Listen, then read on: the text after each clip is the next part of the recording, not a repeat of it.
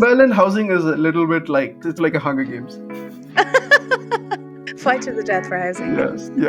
Only in Berlin. Welcome back to the Home Abroad podcast. On today's episode, I'm going to introduce you to Rishi. Rishi is a computer science student studying his master's in Berlin. He currently lives in a dorm with two housemates, and he'll give us an insight into how WG housing compares to student dorms while living in Berlin. Rishi, would you like to introduce yourself? Yeah. Hi, Ali. Thank you for having me in the podcast. My name is Rishi. I come from India. More specifically, I come from South India, from a city called Chennai. And I came to Berlin for my master's studies. I'm doing my master's in computer science. And it's been about 1.5 years since I came here. Nice. And how has your experience in Berlin been so far? Oh, it's been fantastic. Berlin is very multicultural, so you're pretty comfortable. That's really good. That's really good to hear. And currently, what kind of housing do you live in? So right now I live in a student dormitory. This is from an organization called Student and Work, and this is like a state-owned organization by the government, and they provide dormitories to the students. So it's as long as you're a student, you can apply for these dormitory, and they'll provide you the room. And what's the difference between the student dormitory that you currently live in and WG housing? In student dormitories, you have WG. WG is basically a shared apartment between multiple people, but you also have studio rooms in student dorm. Mostly, it's the outside WGs are private, so you can live as long as you want. But student and work are like only when you're a student you're allowed to live. So you have to show proof that you're a student. You're studying at a university, and you have to show the matriculation certificate. The private apartments are much bigger. Here it's much smaller. The private apartments are much closer to the city, whereas student dorms, they are not so very close to the city. So, what made you choose student dorm housing as opposed to WG? Mainly the lesser struggles, and it's a lot less expensive than WG. So one of the things is that you can trust that there is a dorm because it's state owned and it's an official organization. You can trust that you will get a room, but it may take a while, but you will get a room. But at the same time, it's less expensive. Second point. And the third thing is you can be with people of your age group. Like you are with couple of students. You're not with someone who's like 40, 45 years old. You're with students. You can connect with each other. You can connect with your roommates, and it's more tightly knit. What's your favorite thing about living in dorms? One of the favorite things for me is to be able to connect and meet with new people from different countries. So here in my dormitories, like I've met people from almost all over the world, like all continents, different countries, different cultures. We usually have parties here, we have meetups, and then you meet, you communicate, and you express your culture. It's fun actually. That's a really good attitude to take towards it as well. But what is the thing that you like the least about living in student dorms? In student dorms, I would say that the rooms are pretty smaller than you get outside, and most of the student dorms, they are away from the city, so you have to travel a little bit to the city. In terms of WG, what do you think are the pros of living in WG housing? The disadvantages that I said for student dorms is the advantages of WG. You get a much bigger apartment, you have a very convenient space for yourself, and it's much closer to the city center. So it's much closer to going to events or parties or any purpose. It's much more closer. It's much more convenient. Whereas for student dorms, as I said, you have to travel at least 30 minutes. And then in terms of cons of living in WG housing, are they just the Cons, inverse again? cons again, yeah. So it's, you meet people from different walks of life, and they may or may not suit you. But if they don't suit you, you can't do anything about it. You can just complain to your house owner, but at the end of the day, you can't do anything. But in a student dorm, you have an authority, you have a management, and if your complaints are valid, they will definitely take some action. So you're protected here. Whereas in a private WG, you're not protected as much. How many housemates do you have? Right now, I have two housemates. Oh, that's fine. Yeah. So it's a WG of three people, including me. So one is from Bulgaria, the other person is from India. So it's and both of them are students, as I said. How many could you have? What's the max amount of people that they would put into a student dorm in Berlin? I think three is the maximum everywhere. As far as I've known, yeah, three is the maximum. What kind of facilities do you have to share with your dorm mates? It's usually the kitchen and bathroom is shared. You have your own rooms, and kitchen and bathroom you have to share. It's really cute. I like that. And it's affordable. Yeah, this is actually much more comfortable for me as well because you don't have to fight for using the washroom or the kitchen with 14 other people like when you're rushing for the university or something. It's not good. Do you have a washing machine and a dryer? So it's common to the dormitory actually. So there is a washing room in the dormitory and then people can use it here. How many people will share the washing room? Everyone in the dormitory. So it depends on the dormitory size. So for example, my dormitory has say 200 people, I would say. So 200 people are using it's not just one washing machine. We have six washing machines and four dryers. So Where I live, it's the exact same. Except I think it's even more. There's two laundry rooms, and there's easily 1,000 people on my campus. So it's an oh absolute nightmare trying to do laundry. It's like actually a good warning to put in. If you're going to move to Europe, prepare because laundry is a headache, yes. to say the very least. I personally have a portable washing machine that I put in my shower. I highly recommend. It's Okay. very, very Yeah. good. That's very good. Okay. Did living with other international students make it more difficult for you to integrate into life in Berlin, do you think? It's actually quite the opposite. Like living with international student made me much more easily integrate Nice. into the culture. That's Because great. like one of them in my apartment is a European, so it's pretty much closer. Yeah. And you also get this opportunity to know about different cultures. That's like super valuable and super fun as well. Yeah, of course. Yeah. It's such a valuable thing to be able to take away from living with international students is I always have it in my head that it stops you from integrating with local culture, but it doesn't really because it just means you're integrating together. Yeah. You're not going to like completely ignore the outside world. You still are going to integrate. But then that kind of leads me to my next question, which is: do you need or have you learned German since moving there, and has it helped living with internationals or made it more difficult to learn German? Especially, yes, I've learned German, but it's not like perfect German. So it's like I'm still learning. I'm continuing to learn German. There's a saying that life is too short to learn German. So there's no end point for learning German. Poor Germans. I really don't think they would agree with that sentiment. No, actually, a couple of Germans told me that. Really? Oh my Yes. god, that's crazy. Everyone I've spoken to has been like, learn German. You need to learn German, learn German. Yeah, I say that too, but it's not like you have to speak perfect German, just up to the Yeah. communicating level. So at least learn that's absolutely important, like super Okay. important. Okay. So you've learned some German, and have your housemates helped you to learn German? Sometimes, yes, like I think both of my housemates, they know better German than mine. So because their classes are in German, so of course they know much better. And we also try to communicate. If I'm stuck on a word with German, they help me. And if I had to make a call and talk to one of the customer service person, they help me. It's always a good thing. It's really good then because having people who are also learning German, like it's not their first language, I think that makes them understand where you're coming from a little bit more.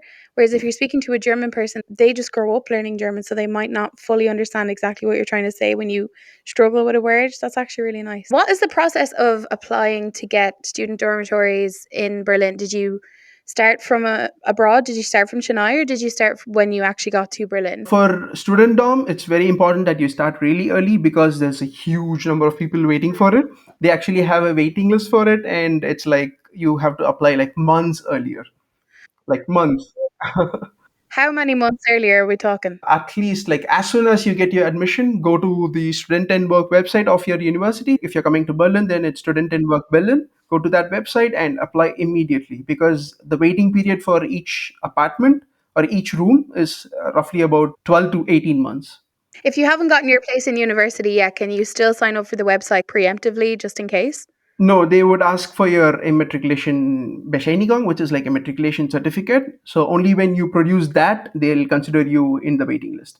So Okay. even though you have applied, you have to submit these documents when you're applying. How long was the process from searching for student dormitories to moving into your student dormitories? As you mentioned earlier, you need that couple of months to be enrolled and be registered to get priority. But from that first point where you got enrolled, let's say, until you were able to apply for student housing to the date you moved in, how many months are we talking? So, for example, when you apply for the student dorm initially, you will be put into the wait list, and after that, you will hear nothing from them. Like until you get a room, there's an availability of the room, you'll not hear anything from them. So it's Okay. just that you have to sit and wait for it. But usually, it's easily more than 6 months in my experience, and as my friends also have told me. So Mm. it's easily for a normal student, it's like more than 6 months, definitely. So it's probably not something that you could really student dorms don't seem like they're something that you could rely on from day one, that you might need to have another plan in place. Yes, 'Cause absolutely. it doesn't to me, it doesn't seem like there's a lot of time between you finding out that you've got your place at the university today and then the day you can register. You need a couple of months. That is not enough, yeah. So after you come to Berlin, it's around 6 months. On Housing Anywhere, we actually have plenty of VGAs that you can rent before you even move to Berlin. And this way, you won't have to worry about viewings and the battle of finding a place to live when you actually get there. You can just arrive and live your life. What documents did you need to provide while you were applying for student dorm housing? Okay, so for student dorm, basically you need your admission letter from the university. And there's another document called Immatrikulationsbescheinigung, which is like a matriculation certificate. That's German, sorry. It's called a what? Okay, I'm guessing there's no English name for that. It is there. It's called a matriculation certificate. Oh, okay. Okay. So you need a matriculation certificate. Yes. There's a name for it in German. I'm going to get you to say it again, Rishi. It's called Immatrikulationsbescheinigung. Chef's kiss. Perfect. So you need an admission letter, matriculation certificate. You also need, if you're from outside EU, you need to share your passport also. So I think that's it. These are the main things for student dormitories. Yeah. How does the process of applying to student dorms compare to the process of applying to WG housing? There are a couple of websites available in Berlin, WG Gezu and ImmoScout24. So when you Google like WG Berlin, these are the websites that show you most often. And in that, there'll be a lot of listings for WGs. And most of them are in German. If you know German, it's very comfortable. But even otherwise, you can translate it. Housing Anywhere actually lists all of our properties and listings in English. Internationals will have a bit of a better experience using Housing Anywhere than a lot of German websites. And I presume most of the German websites are only going to be in German. So there's that too. If you need a website in English, check out Housing Anywhere. If you're taking private dormitories, be very careful because there's a lot of scams going on. So that's one of the highest priorities. Don't send money to anyone. Don't share your personal information or anything unless and otherwise you have absolute confirmation that you got the apartment.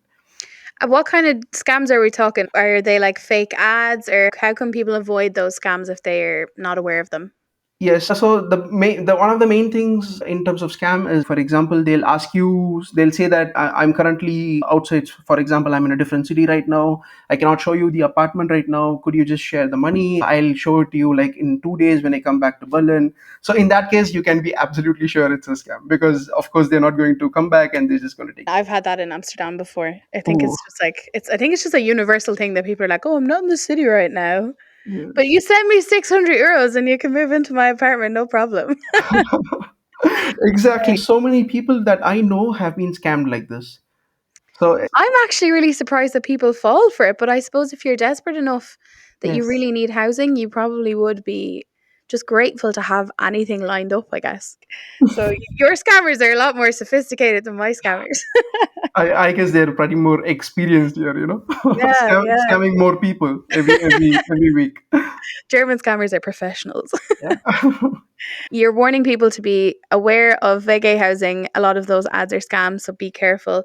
And then you Agree. would recommend people use Imo Scout, VG Gezout, Yes. and also Housing Anywhere for hunting for your VG housing while you're in Berlin. Do you know, is there, because you mentioned earlier that there's a really big wait list to get into student dorms. Is it similar for VG housing? No, vacay housings are more often viewings. So once you are okay with it, they'll ask certain information from you, and if the owner is happy with it, he or she will schedule viewing for the apartment. Mm-hmm. And there'll probably be 20 to 30, or if you're not lucky enough, you'll have 60, 70 people at the same time Oh my God. viewing for that one pretty room. And so if you're happy and everything is fine, you will get the room. That's crazy. Oh Yeah. my God. Berlin housing is a little bit like, it's like a Hunger Games. Fight to the death for housing. Yes, yes. Only in Berlin. So tell me, do international students get priority when it comes to applying for student dorms, or is it prioritized for German students? What way does it work? Yeah, so this is actually an interesting topic because German people, most of them, they don't prefer to stay in a student dorm. So they go for private Vegas because they can speak in German, they can verify it, and they just choose. It has more freedom. So they take it somewhere in the middle of the city, and so that they can have a very social life, and it's pretty much comfortable for them. So student dorms are mostly from people who are non-Germans, mostly like Europeans and other country people. Okay. And then in terms of VG housing, As you mentioned earlier, it seems quite approachable for German people. So, for an international person, would it be difficult to get WG housing? Do you need to speak German? Do they give priority to German people when it comes to WG housing? Yeah, it's actually much, it's always better to know the language. Like when you're in a Mm, new country, it's always better to know the language. Even yeah. if you don't, it's not a big deal. You'll still get apartments, but you might have to spend a couple more €100 on it. That's it. So Okay. the less expensive good ones will be taken by Germans or people who speak fluent German. So, do you think if an international person was to learn German before moving over, would they probably be able to get cheaper accommodation then? Absolutely, yes. Yes. Okay, interesting. One of the most important questions that people have when moving countries is, how do you actually know when you've gotten your place in, let's say, VG housing? How do you know when you've gotten a place there and you know that you can move into it and it's legit? So yeah, one of the things that you can do is you can sign a contract. Like you can ask them to sign an official contract and then list everything, like how big the room is, what are the facilities, what is Mm, the deposit, what is the rent, and everything mentioned in the contract, and they can sign it and send it to you through email. And okay. you can have a copy of it, and you can sign it and send it back to them. They'll have a copy of it. Hmm. So that becomes a binding agreement and it's valid in Germany. That is how I made my first contract, because I was in India back then, and then I made an official contract with my renter. So when you come here, you can also go to the house immediately, or like whenever you can book a schedule and then go there, look at the room, see if it's everything that the house renter said it is. So that's how it usually works. So you mentioned earlier that there is the viewings for VG housing can have up to 60, 70 people at them. Yes, but those viewings are like at the most city center, like peak, one of the best places. So that is where the competition is. But if you're taking it on the outer circle of the city, like a little bit far away from the city center, it's totally fine. You will have one people, two people, that's it. But I would always suggest, if it's okay for the people who are coming new, if you want to pay a lesser rent and if you want to get out of this huge hustle, then it's always better to take a little bit far away from the city center. Yeah, of course. Yeah. I think in general, that's one thing that's also come up a few times during these interviews is that if you're looking for a place in the center, you're going to be paying for a place in the center, and you're probably not going to get as nice an apartment as if you went out a little bit further and just utilize public transport, especially if you're a student in Germany. If you're a student in Germany, there's a very big chance that public transport is going to be free. So Yes, don't be yes. afraid to go a little bit further out and pay less money for probably nicer accommodation. Is your student dorm expensive to live in? No, it's not. There are a couple of different types of student dorms, and it is also dependent on how far the student dorm is from the city center. Yeah, Like of there are course. student dorms where you pay for about 500 or 450 euros per month, which is cheaper compared to some other cities. In Berlin, I would say 400 is a pretty decent. Okay. And does that include your utilities or utilities on top of that? Everything is included. Like you're yeah, they provide the internet, they provide the heating facilities, and all utilities are included.